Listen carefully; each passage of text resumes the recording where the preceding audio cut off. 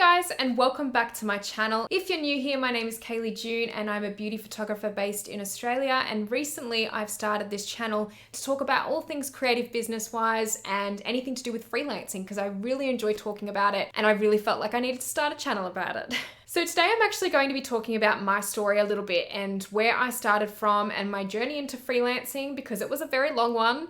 And I really wanted to share my side of my story because I don't think I've ever gone too in depth with it, even on my other channel. So I feel like maybe some of you guys will hopefully be able to relate to some of the instances that I've had over the years and some of the challenges that I've had.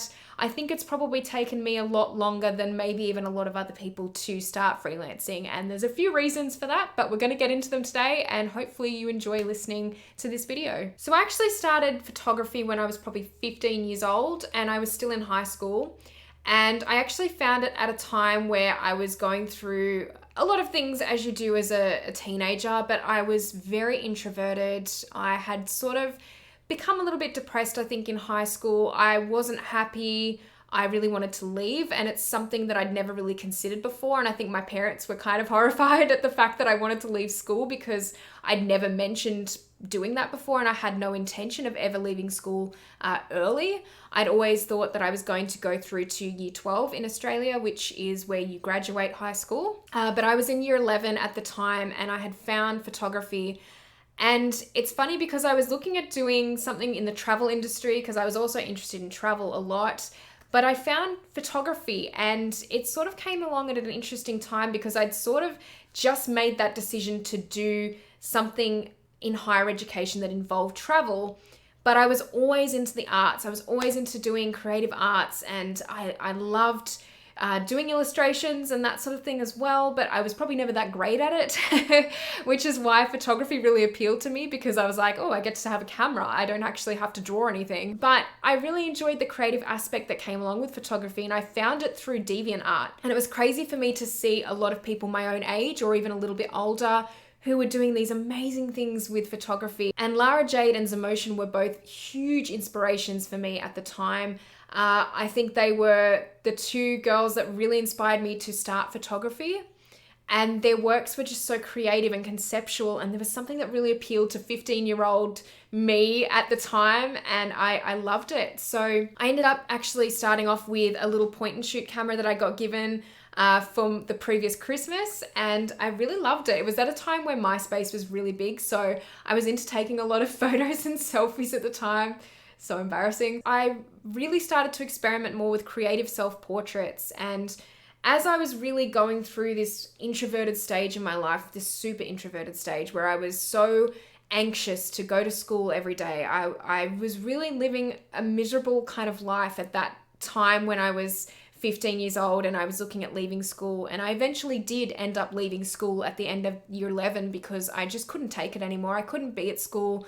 I knew what I wanted to do at that point, and I knew that photography was something that I really wanted to pursue, but I had no idea how to do it. And at the time, this was probably like 2007 maybe, and at the time, photography was not a popular thing to do. It was not a cool thing to do. It was only like years later where it actually became more and more popular, and a lot more people started to do it as a hobby. I actually remember trying to choose an elective that year, which was photography, and the class ended up getting cancelled because there weren't enough people wanting to do it. So that just goes to show how popular it was at the time. So for me, I ended up leaving school at the end of year 11, and then I went into a job where I was there for about 4 years, just working at a jewelry store. And unfortunately, it just wasn't something that I wanted to do. I mean, it obviously earned money and I was earning money at the time, but I was also experimenting a lot more with self-portraits at home during this period of time. That actual period of when I was at that job of 4 years, that actually took me that long to experiment with my own work and to gain more confidence with photography, because it was 4 years later nearly when I actually shot with my first model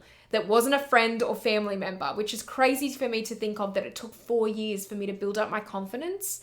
But sometimes that's just what you need to do at that age. And if you're going through things and you're not a confident person, which I was definitely not a confident person, going back then, and I still have confidence issues to this day, but I really do feel in a lot of ways like I was a completely different person back then at that time in my life. And I wish that I could give some advice to like 15-year-old me and tell them that like it's all going to be okay, and like school is not the be all and end all. And even though you can't go up to literally a cashier right now and order yourself a cup of coffee because you're too nervous, it won't be like that in future. Because that was how nervous I was, that was how shy I was. And that's why it took me so long to make that first step into doing photography as a career. And I just stayed in the job that I had because I just couldn't see a way out for myself. So in that 4th year, after I'd finally making that leap into photographing a model, I actually started a course at TAFE, which is like a community college over here. And I started my certificate 4, which is kind of like a step below the diploma. And I actually managed to get in, even though I wasn't technically mature age at 21. I was only about 19, I think, at the time that I was applying. But luckily for me, the person that was interviewing me for the course actually didn't take that into consideration, and she let me through, which was nice because I didn't think I was going to get in at that stage. And she'd seen my portfolio and she accepted my application in the end. So I ended up doing this course, and I think that was a real game changer for me in terms of seeing it more as my career from that point on and really making the next steps. Even though I really didn't know what I was doing so much with actually what I wanted to achieve with photography. I knew I wanted to do that as a career, but I didn't actually know at that point that I wanted to be a fashion photographer necessarily. I sort of found that out as I was going along, and it took me a while to figure that out. I did a lot of different photography genres in this time, guys. Seriously, I tried everything from weddings to portraits to travel to landscape, like everything. I did honestly everything, and this course actually allowed me to really experiment with a lot of different photography genres overall. So I actually did that course for essentially, it would have been 3 years in total, and I actually ended up getting my diploma after the 3rd year. And I had a lot of time to experiment there and meet a lot of like-minded people, which are, by the way, still great friends to this day. Some of my best friends I met through doing this course. I also met my now fiance through this course as well. So I got a lot out of the course in terms of the social aspect for sure, and learning about different genres. However, I did feel that I didn't have a very good commercial portfolio at the end of doing this course. This was all something that I had to kind of create in terms of a portfolio outside of the course.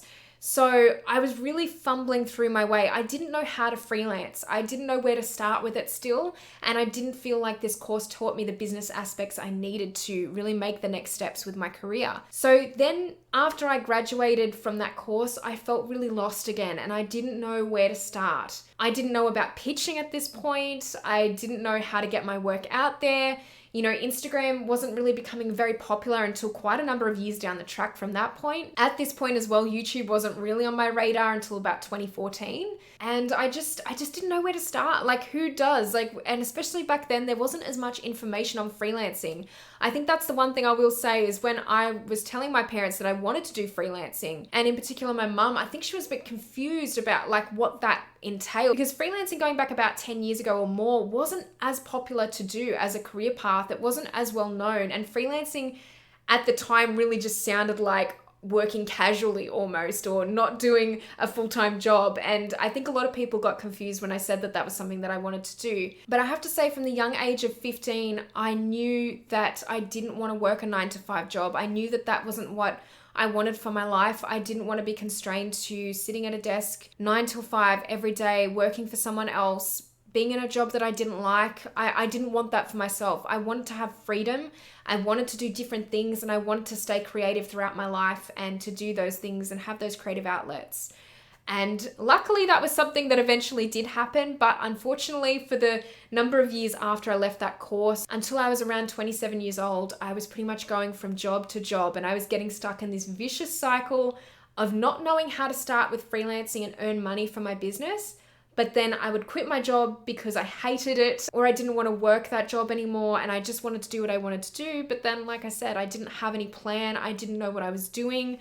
And then I would go into this cycle again when I needed money. And so I would get another job and go into that for another number of months or years. And it would just continue like this. And it did, like I said, for probably about 6 or 7 years until I was 27. And I actually felt like I started to really know what to do with freelancing and know how to run my business. I even made the move in 2016 with my partner to Melbourne, to a completely different city that was an 8-hour drive away. And I made that move in the hope that I would start renting and I would force myself to make money with my business. Guys, please don't do this. Please don't think that this is the way out for you to start freelancing, because this did not happen for me. Once again, I didn't plan what to do with my business, and within a few months, I realized that I wasn't going to have the money probably to pay the rent that I needed.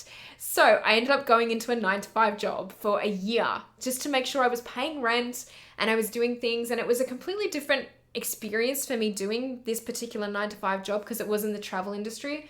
So I kind of like figured out that that wasn't also what I wanted to do, even though I'd sort of always had in the back of my head that travel was something that I never got to try. I can now say that I've done it, and I did the travel agency thing, and unfortunately it was just like not what I wanted to do. I ended up going straight back to photography after that year.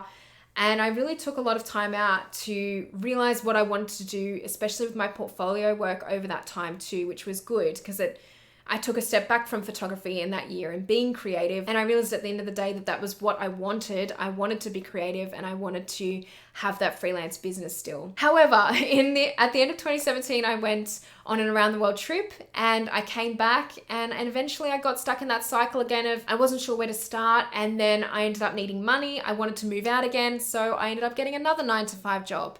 And at this point, it was a retouching job. So it was actually within my industry, which was great. And it was for a really good brand, a really big brand. So I actually ended up moving back to Melbourne again. However, I did actually realize within the first month of being at this particular job that this wasn't for me. And I knew that I didn't want to be in that 9-to-5 headspace again and going through this vicious cycle again. And I actually quit that job within a month of being there. However, I had a very lovely boss at the time who actually invited me to come back and do freelancing, which was something that was really wonderful for me to kickstart my freelance business because I had a client already. I had someone there that was paying me, and I had that work coming through most weeks as it was an e-commerce brand, and I was able to get consistent income. So then that really opened up doors for me. I thought, well, I can do retouching. I've got more than one skill. I can do retouching alongside photography, and I can earn money from that too. And that actually started me on a roll with pitching and a little bit more work coming in. I was finding I had more time to push my work out there because I was working in a freelance business finally for myself. I had more time. I wasn't working a 9-to-5 job. I could really focus on social media a lot more. And I found that a lot more good things came from that. And that's when the role kind of started for me. But let me tell you, it was not easy to get to that point. It took a really long time. And it was a very upsetting process for me. And I think my partner saw all of this firsthand over the years. And I know that he's felt the same way at times as well, because he's also a creative. He also wants to have his own business one day. And we all go through the same things and the same cycles, I think, a lot of the time. But for me, this was a really hard process. It was a long process and a long realization process for me to get to the point that I was at. And now I look back and I think that I can't say that I regret any of the things that I did. I can't say that I regret the actions that I made because they did get me to this point, and it was such a learning process for me. I did learn so much over those number of years.